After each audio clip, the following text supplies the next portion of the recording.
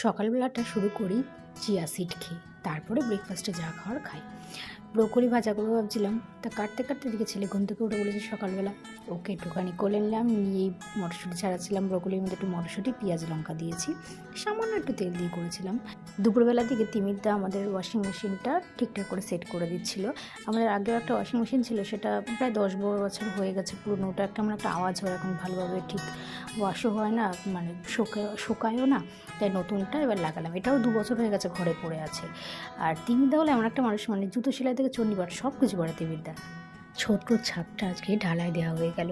বিকেলবেলার দিকটা গেছিলাম আমরা সৎসঙ্গে, ওখানে অনুকূল ঠাকুরের কীর্তন হচ্ছিল, আজকে সারাদিন ব্যাপী হয়েছে। আর ওখানে একটু দাঁড়ালাম, একটু গান টান শুনলাম, চলে এলাম। আর ওখানে খিচুড়ি খাওয়া হচ্ছিলো সারাদিন ধরে, একটু গানটাও শুনুন, ভালো লাগবে।